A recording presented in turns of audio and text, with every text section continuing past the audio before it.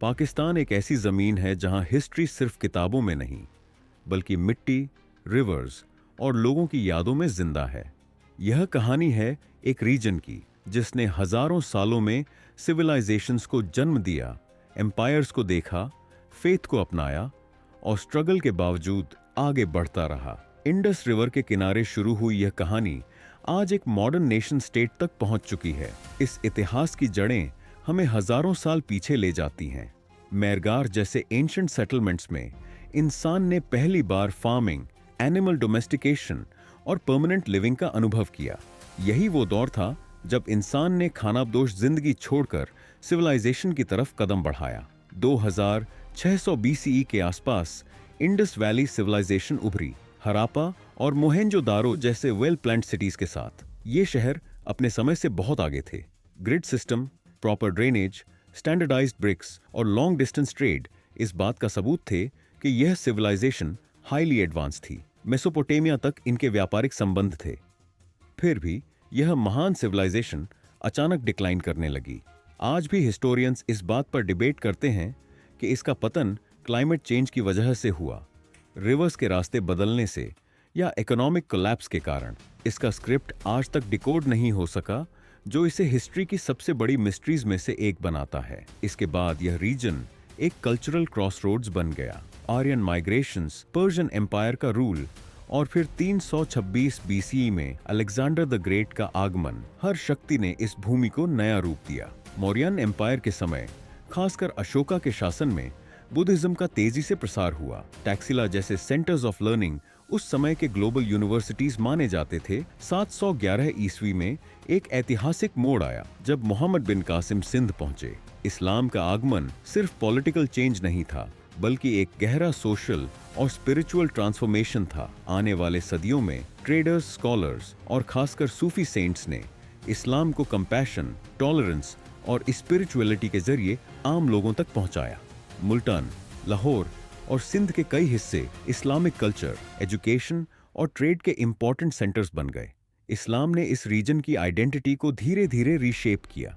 इसके बाद सल्तनत पीरियड आया और फिर 1526 में बाबर ने मुगल साम्राज्य की नींव रखी। मुगल युग को दक्षिण एशिया का सुनहरा युग माना जाता है। अकबर के समय धार्मिक सहिष्णुता और मजबूत प्रशासन देखने को मिला। जहांगीर और शाहजहां के द्वार में कला और वास्तुकला अपने शिखर पर पहुंचे। लाहौर किला, शालीमार गार्डन्स और बदशाही मॉस्क जैसे मॉन्यूमेंट्स आज भी मुगल ग्रैंडर की गवाही देते हैं। ये सिर्फ इमारतें नहीं, बल्कि उस दौर की सोच, पावर और कल्चरल डेप्थ का रिफ्लेक्शन है।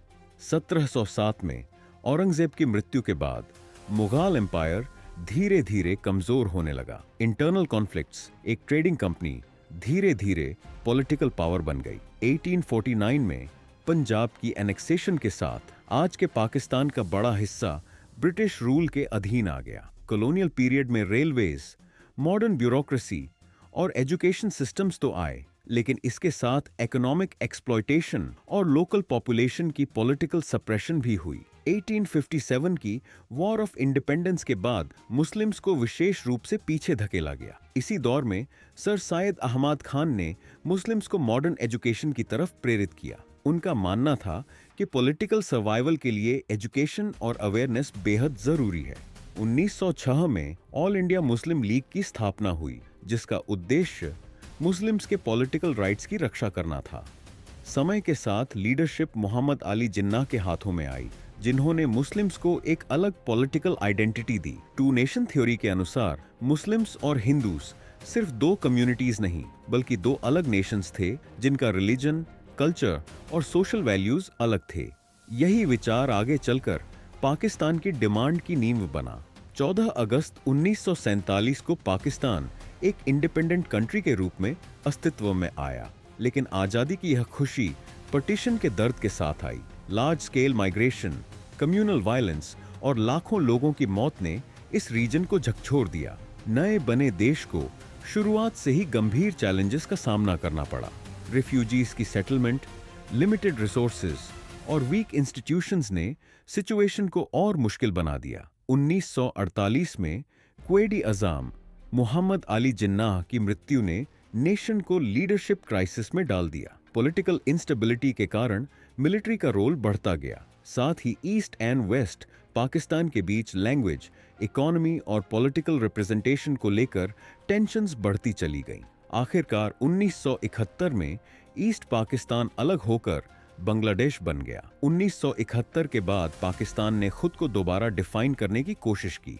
1973 का कॉन्स्टिट्यूशन बना, जिसने पार्लियामेंट्री डेमोक्रेसी की फाउंडेशन रखी। लेकिन इसके बाद भी सिविलियन और मिलिट्री रूल के बीच पावर स्ट्रगल चलता रहा। 1998 में पाकिस्तान ने न्यूक्लियर टेस्ट्स किए, जिससे वह ऑफिशियली एक न्यूक्लियर पावर बन गया। यह कदम रीजनल सिक्योरिटी और सॉवरेंटी के कंटेक्स्ट में बेहद अहम माना गया। 21वीं सदी में पाकिस्तान को आतंकवाद, आर्थिक चुनौतियां और राजनीतिक अस्थिरता जैसी समस्याओं का सामना करना पड़ा। इसके बावजूद लोकतांत्रिक प्रक्रिया मजबूत हुई, मीडिया और सिविल सोसाइटी का रोल बढ़ा और टेक्नोलॉजी ने समाज को नया दिशा दिया।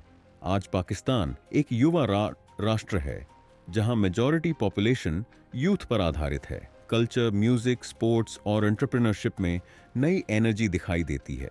चैलेंजेस अब भी मौजूद हैं, लेकिन पॉसिबिलिटीज भी उतनी ही बड़ी हैं। पाकिस्तान की हिस्ट्री सिर्फ वॉर्स, रूलर्स और पॉलिटिक्स की कहानी नहीं है। ये कहानी है आम लोगों की, फार्मर्स, वर्कर्स, स्टूडेंट्स और फैमिलीज की, जिन्होंने हर मुश्किल दौर में उम्मीद को जिंदा रखा। ये कहानी अभी पूरी नहीं हुई है, क्योंकि पाकिस्तान की हिस्ट्री कोई बंद किताब नहीं, बल्कि एक ऑनगोइंग जर्नी है जो आज भी लिखी जा रही है।